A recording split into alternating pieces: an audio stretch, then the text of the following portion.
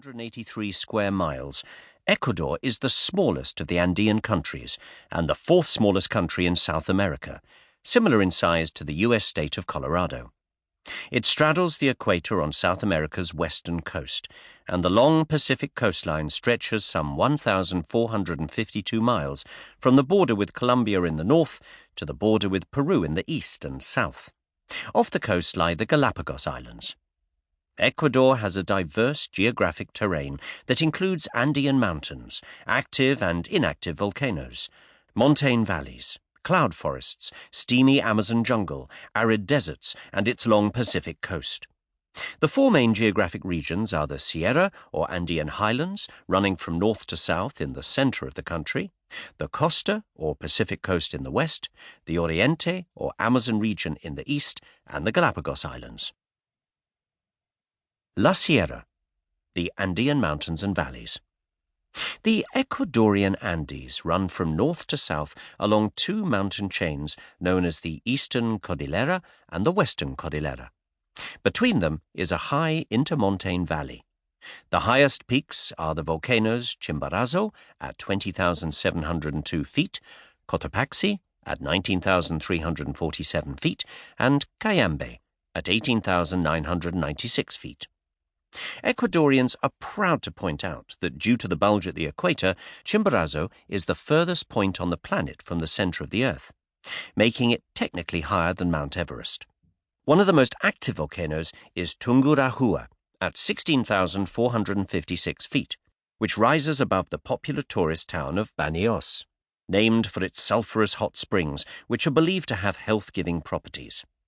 The capital, Quito, is in a mountain valley at 9,350 feet above sea level.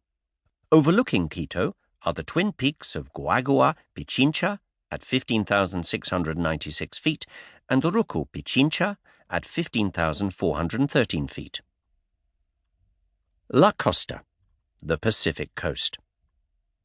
The Costa comprises a wide coastal belt that runs from the border of Colombia to the border of Peru, and from the sea to the foothills of the Andes. In the north, areas of tropical rainforest are maintained by the high rainfall associated with the warm waters of the El Niño current from Panama.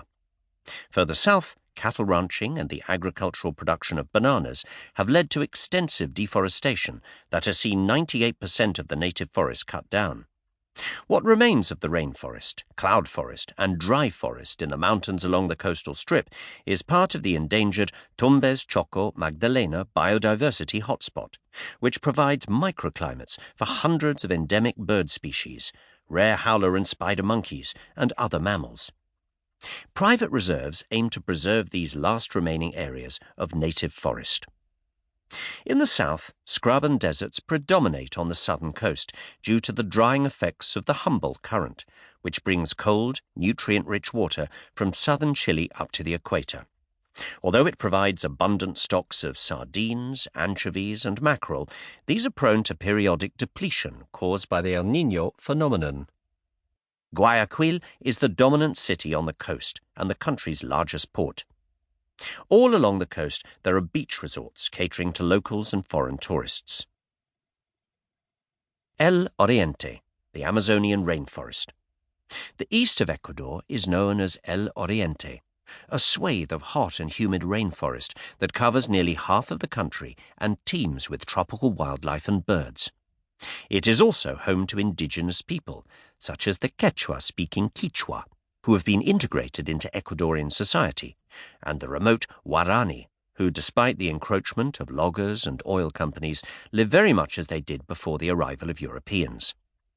Running through this heavily forested region are major rivers, such as the mighty Napo, which starts as meltwater on the glaciers of volcanoes like Cotopaxi, Antisana, and Sichulawa, and is fed by the Coca River before joining the Amazon in Peru.